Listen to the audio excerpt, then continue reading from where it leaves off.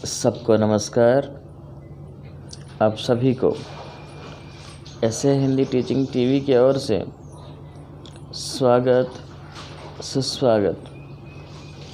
बच्चों, आज CBSE 9th grade 3rd lesson को पढ़ाने जा रहा हूँ।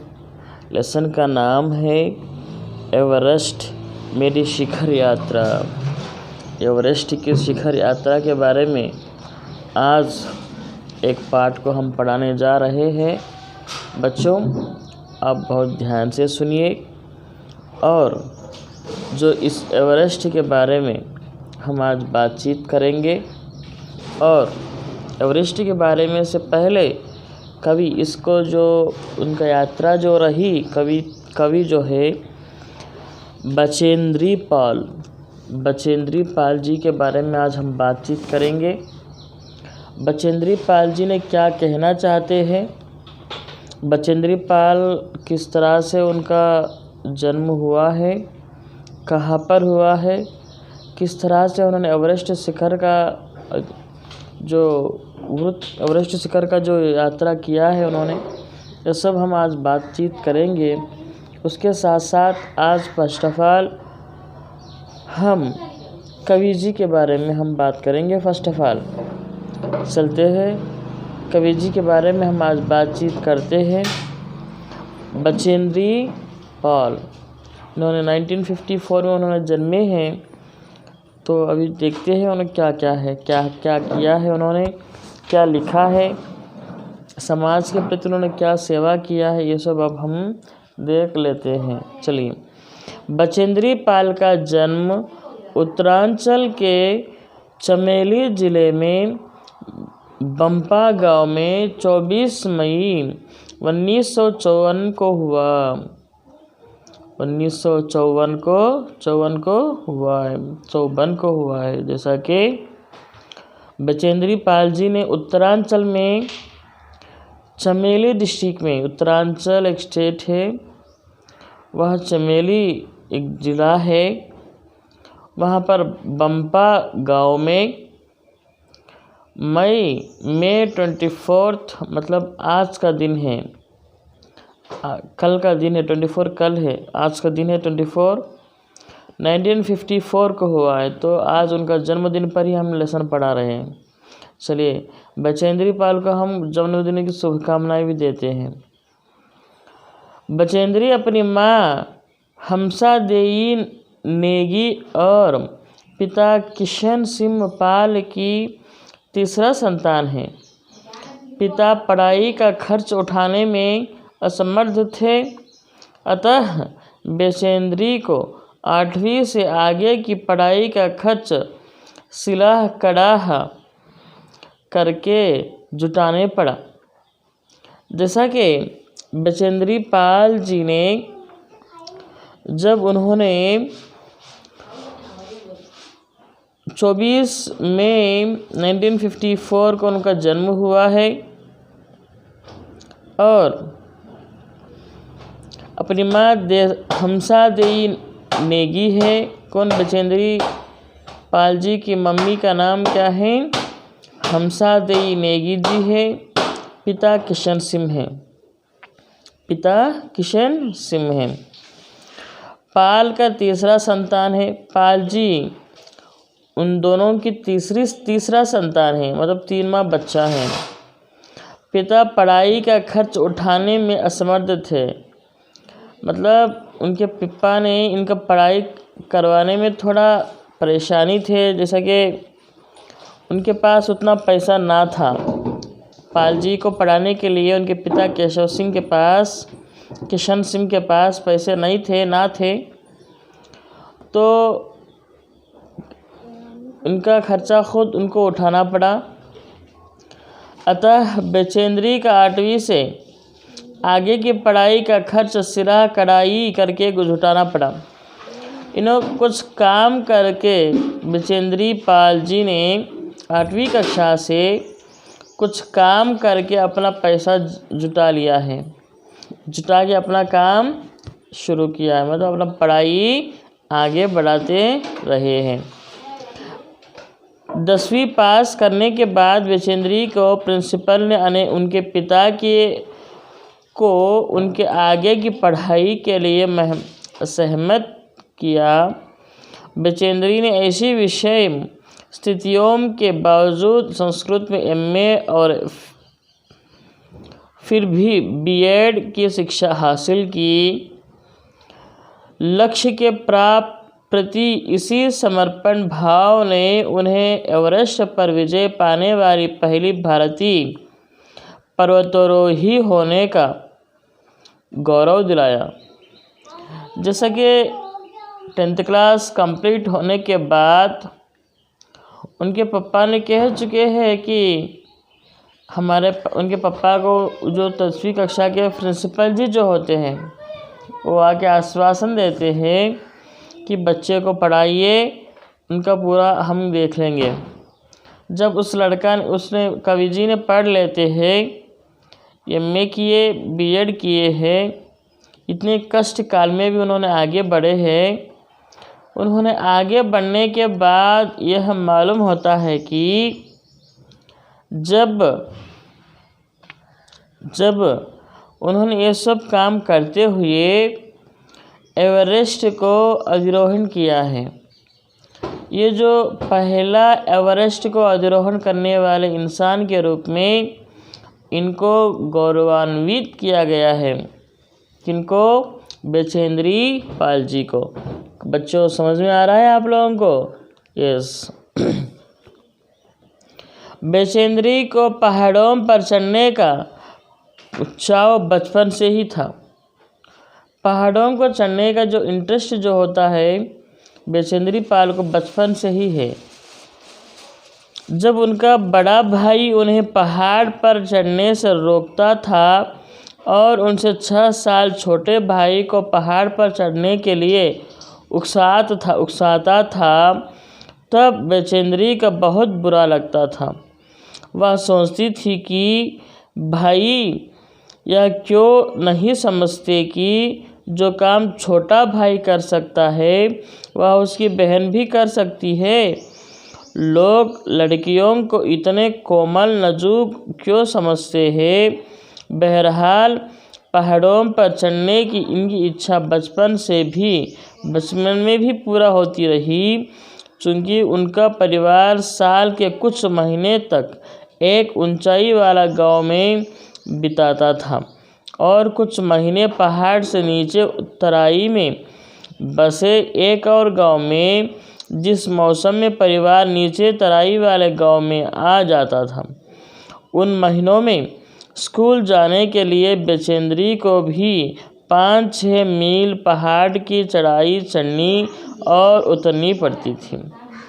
जैसा कि एक औरत होने के नाते बचेंद्री पाल जी एक औरत होने के नाते उनको पहले से भी ऊपर चढ़ने का एक इरादा था। ऊपर चढ़कर जैसा कि पहाड़ों को चढ़ने की एक अच्छा इंटरेस्ट थी उनको। वो इंटरेस्ट को जो है वो आगे जारी रखते थे। जब उनके भाई होते हैं, बड़े भाई, इनको नीचे उतराकर उनके छोटे भाई को चढ़ने का ज़्यादा उत्सुक करते थे। कहने का मतलब ये है कि जब कोई अपना भाई होता है, जो औरत लड़की होती है, जब औरत लड़की को आगे बढ़ने के लिए लड़कों से भी कम ज़्यादा नहीं सोचते थे। जब लड़कों से ज़्यादा वो लोग लड़कों से कभी कमी समझते थे लड़कियों को।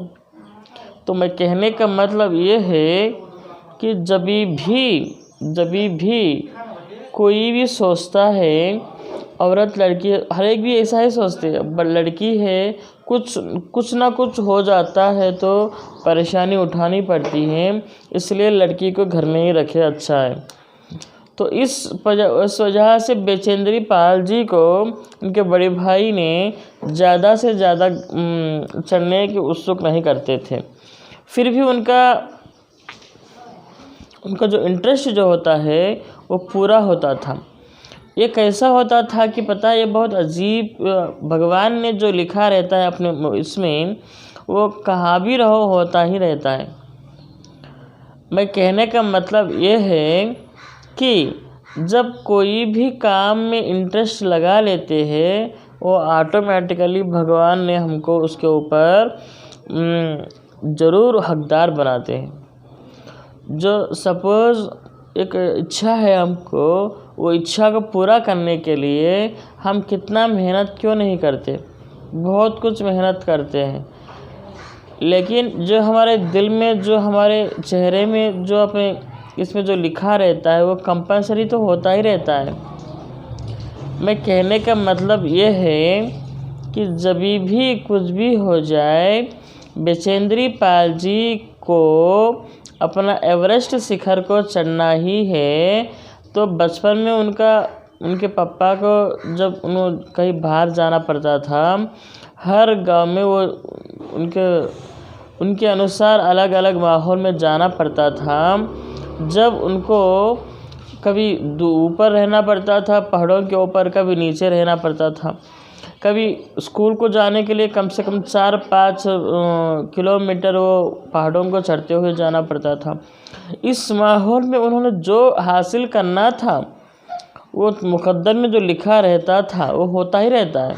भगवान ने जो कहते हैं, जो लिखा रहता है वो तो कंपल्सरी होता है। इसी माध्यम से उन्होंने अपने उत्सुकता को, इंटरेस्ट को आगे बढ़ाती रही। इसी तरह से उन्होंने एवरेस्ट तक जाने की मौका मिला, कहकर यहाँ पर गर्व से कहने की आवश्यकता होती है। चलिए आगे बढ़ते हैं। इधर बचेंद्री का पढ़ाई पूरा हुई, उधर इंडियन माउंट फाउंडेशन की एवरेस्ट अभियान पर जाने का साहस रखने वाली महिलाओं की खोज शुरू की। जब इनकी पढ़ाई कंप्लीट होती है, एवरेस्ट पर जाने का पढ़ाई शुरू इनका पढ़ाई कंप्लीट होते ही एवरेस्ट पर जाने के जो भी लोगों के लिए खोज शुरू होती है, जो उनके सोसाइटी के, जैसे Indian Everest foundation, mountain foundation के एवरेस्ट अभियान पर जाने का, तो कोई लड़की लोग ऐसा जाने वाले होते हैं तो उनके लिए बहुत खुशी की बात होती थी। जब खुशी की बात होती थी तो ऐसे वो सोचते थे कि कोई जाए तो अच्छा है, तो अचानक इन्होंने अप्लाई कर लिया होगा। बचेंद्री इस अभियान दल में शामिल हो गई, यस हो गई। जैसा कि उसको बहुत इंटरेस्ट था, बहुत अच्छा लगता था, तो उस पर ज्वाइन करना था उनको, तो ज्वाइन हो गई थी। ट्रेनिंग के दौरान बचेंद्री 7500 मीटर ऊंची मान चोटी पर सफलतापूर्वक चढ़ी। जैसा कि 7500 किलोमीटर की जो चीज़ होती है, जो मान होती है, उस पर वो ईजी से अपने आप में चढ़ लेती थी, ईजी से चढ़ लिया था, अच्छे से चढ़ लिया था। कई महीनों के अभ्यास के बाद आखिर वह दिन आ ही गया, अब जब उन्होंने एवरेस्ट विजय के लिए प्रयाण किया। जैसा कि ये सब चीज़ें जब आते हैं, ये सब चीज़ें जब हो जाते हैं, तो लोगों के पास ये मालूम नहीं होता है कि किसी भी हाल में अभी एवरेस्ट को चढ़ना है। एक बार 7500 किलोमीटर्स का जर्नी उन्होंने कर चुका है, देख चुका है।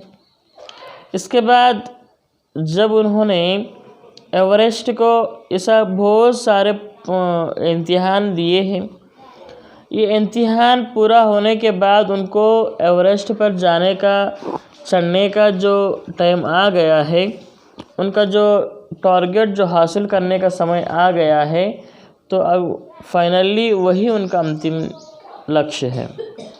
चलिए आगे क्या होता है।